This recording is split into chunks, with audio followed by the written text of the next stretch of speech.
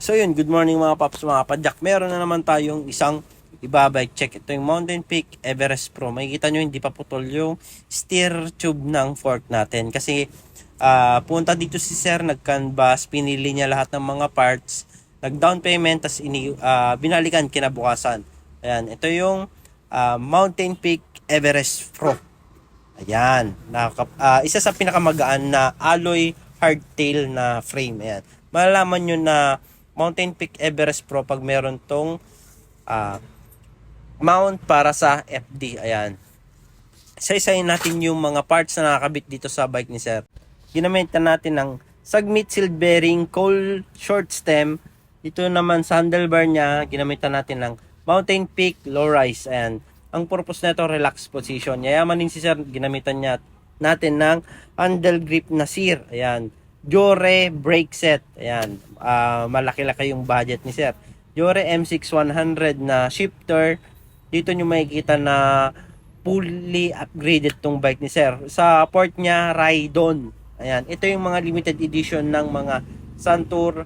Ayan. Meron siya yung mga blue. Ayan. Katulad siya ng mga Axon na itsura.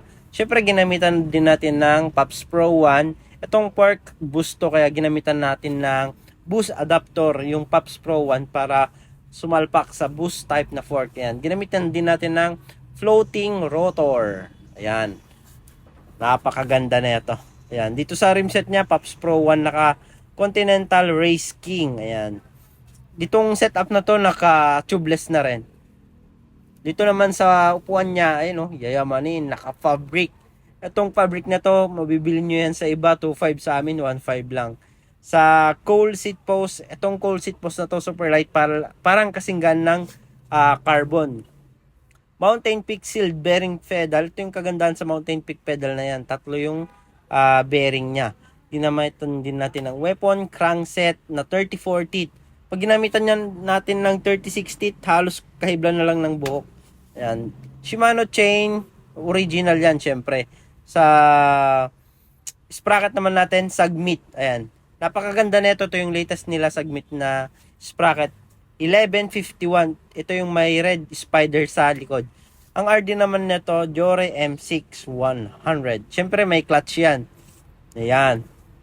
Ito yung hubs natin na Pops Pro 1 na napakaingay. 4 fouls, 3 teeth siya, equal ng 12 fouls. Kaya ganun na lang siya kaingay. Ayan.